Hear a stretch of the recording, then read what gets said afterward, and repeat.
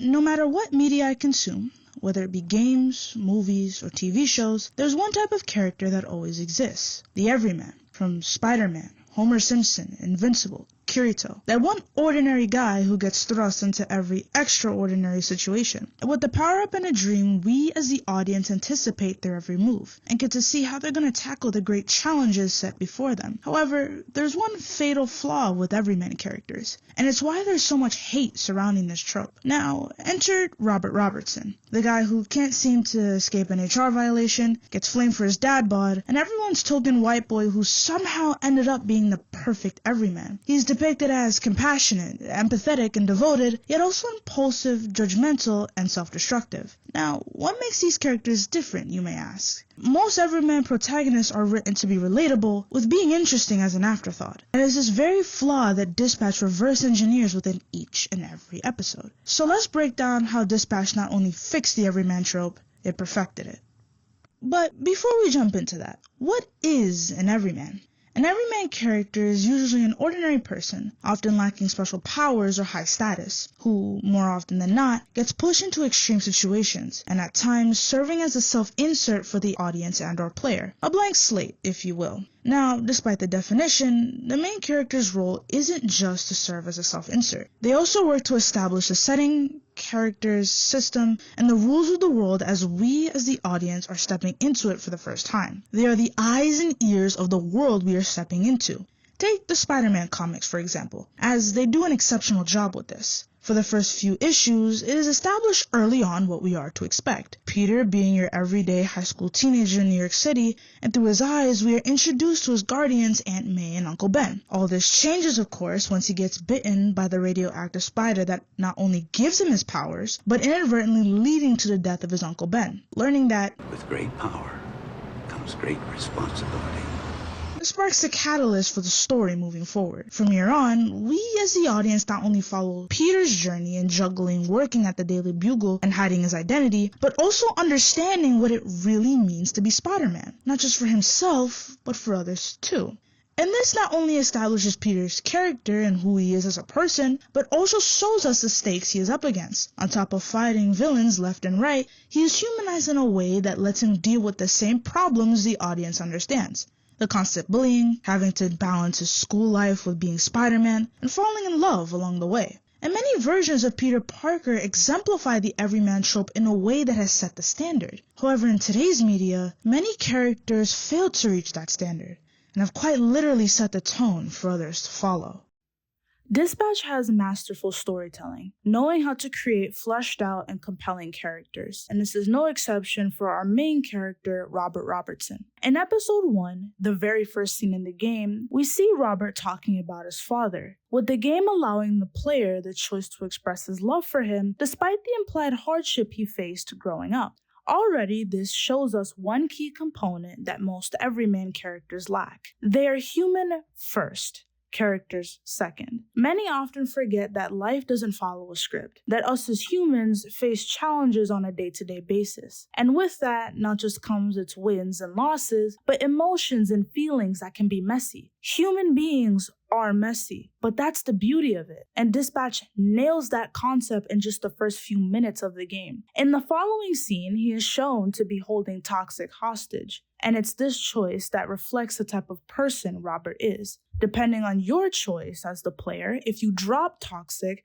Robert uses his only mattress to shield his fall. And even if you don't, Robert spares his life regardless. This shows the player that while Robert is kind-hearted, he is not afraid to pass judgment when necessary. And no matter what outcome, he doesn't exude brute force unless he sees fit, valuing the life of the person no matter who or what you're affiliated with. This scene also shows the player that Robert is devoted to his job, stopping at nothing to see it accomplished, often sacrificing his own comfort for the sake of the mission, even sleeping in a lawn chair than an actual bed, and going so far as to bring himself to financial ruin just to uphold his father's legacy and the mantle of Mecha Man. We see this during his conversation with Blazer later on in the episode. Episode 1 not only does an amazing job establishing Robert as a character, but reminding us that humans are messy, and Robert embodies that perfectly. And as humans, as much as we may try to be perfect, we often live in a shadow of weakness. And that is especially the case when Robert joins SDN after the suit is destroyed. There, he becomes a dispatcher for the Z team, and later on, the one who leads them to their redemption. It is here we also meet Invisigal, once villain who found an opportunity at SDN, and later on being revealed that it was by her doing that the suit was destroyed. In episode 2, on board, we enter a cutscene with Invisigal, who's been dispatched to Granny's donut shop, and safe to say, it did not go as planned. And it's in the following scene where we see Robert's flaws come to light. The suit isn't what made me a superhero, it was how I did my job that made me Mecha Man. Based on what I saw today, you wouldn't last a day as Mecha Man, because there isn't a mech suit in the universe that'll keep you from being a selfish. Now, while I do believe that Invisigal needed a reality check here, I also think that Robert was in the wrong. And here, the game does a great job showing how devoted Robert is. However, if we look at it from a different perspective, it can also display how narrow-minded he can be pertaining to his job. Not only thinking about how he, an established hero, would have handled it, but not how a supervillain would, holding Invisigal to the same standards as he holds himself. However, it's like Chase said. Well, that's the problem. This isn't the army, and these ain't soldiers. They're supervillains. Here, we see him passing judgment, treating these villains like problems to solve instead of people to understand, approaching them like variables in an equation. But people, especially supervillains, don't behave like equations, and unlike hacking, you can't change someone by rewriting their code, but by learning to understand who they are to figure out why they are programmed that way. He also forgets that he is working with people who need guidance, not judgment. But what makes Robert different from other Everyman protagonists is that he doesn't stay this way. Let's take a look at this scene from episode 3. You gotta get rid of somebody, right? I'm making it easy for you. No, you're quitting. You're not making it easy for me. You're making it easy for you. You don't get it. Some people are born to be heroes. I'm not one of them. I tried. Just wasn't meant to be. Meant to be? What are you talking about? Laser, Phenomenon, they have hero powers. Strong, out there for all to see. Flying through the sky. Nothing to hide. What's your point? I have f***ing villain powers. I can turn invisible and skulk in the shadows. My powers let me steal and watch famous people f***. Being a villain is my fate. It's in the stars. In the same way that blonde Blazer was always meant to be a hero. Oh, you're looking for answers in the stars. Well, listen, they're just rocks or gas or alien. Okay, I don't know. If you don't know, why are you still talking? They're not even real, okay? Any message you're seeing is light that took thousands of years to hit your eyeballs, so... If you're getting any messages, it's useless, because it was for some that died a long time ago. You've already been a hero, okay? You have no idea what I'm dealing with. Oh, get out of here. At least you were born with powers. I don't have So according to your dumb theory, I should be an accountant. You aren't far off. Now, this scene highlights a very key part of Robert's character and plays a crucial role in the story moving forward. Here, Invisigal has doubts about whether she can be a hero because of her so-called villain powers. Robert, in response, shuts that down, saying that, based on her philosophy, he should be an accountant. Now, this scene is not only heartwarming, but it does wonders for Robert's character. Robert comes down to her level, and we see that kindness that has been shown from early on, but also rectifying his mistake of judging Invisigal too early. Realizing that all she needed was a little push, he told her this. Fate, destiny, not having powers, seasonal depression, none of these things kept me From being a hero before, and they won't keep me from being a hero again.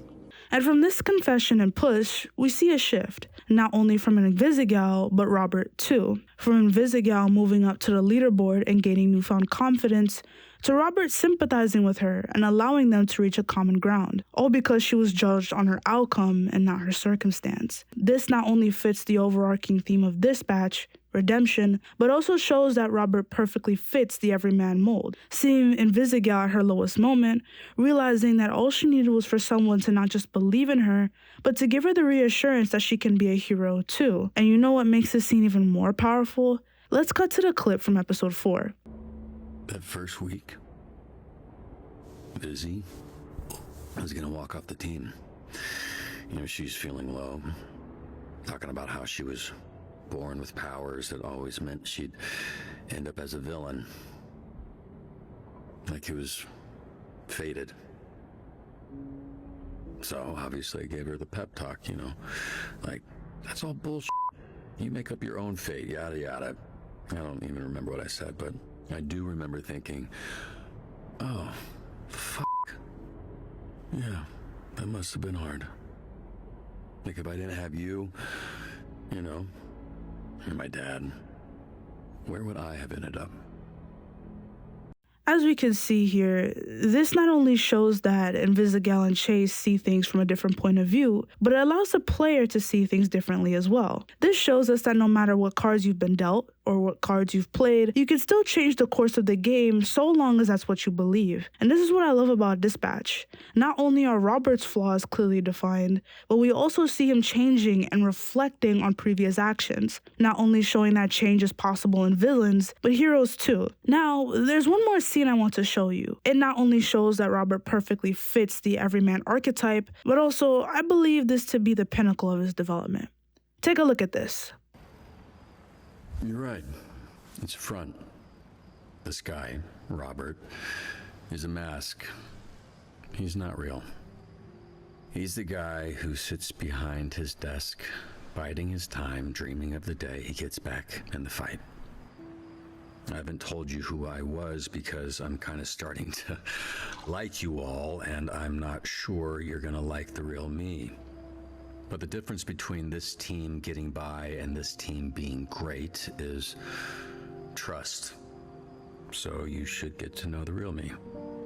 I'm Mecha Man. Now, this scene is one of my favorites in the entire game, and I believe it to be one of the most powerful. Here, the player has two options: to reveal your identity as Mecha Man, or to conceal it and introduce yourself as Robert, representing a fresh start and a clean slate. Now, this scene is very powerful not because it reveals something about the game, but the player as well. If you choose to conceal your identity and reveal yourself as just Robert, then, in my opinion, you miss the entire point of the story's message. Dispatch is about redemption, not covering up your past, but accepting it to be reborn as something new. You can't become someone new if you refuse to reface who you once were. Therefore, choosing to reveal yourself as Robert will, yes, allow you to get a clean slate, but at the same time, it feels unearned because you haven't fully accepted your past self, which is why, if you're like me, you chose to tell the truth and reveal your identity. In that moment, Robert isn't just leading a team. He's setting an example, not of perfection, but honesty. And this is what makes this the pinnacle of his development. Robert's development isn't stagnant or like an avatar waiting the player's commands. He feels like a real person, someone who didn't just grow, but takes responsibility for who he was and chooses to be better anyway. And that's why Dispatch perfects the Everyman trope. Because while most Everyman characters are written to be relatable, Robert is written to be human. No matter what media we consume, the Everyman archetype will always exist. Whether it be a high school kid with superpowers or a cut-and-paste self-insert, it's always exciting to see how they overcome the challenges that face them. However, as the times have changed, the Everyman archetype has been losing its charm. Instead of memorable written characters, we have characters from a select screen. But Robert Robertson changes that. He isn't relatable because he's normal. No, he's relatable because he's flawed, and that's the difference. That's how Dispatch created the ideal Everyman. Dispatch did not make a self-insert. They made a person, someone who struggles, grows, and reflects, not because the story needs him to, but because that's what real people do. And that's why he works. Because the perfect Everyman isn't someone you project yourself onto, it's someone who reminds you of who you already are and who you aspire to be.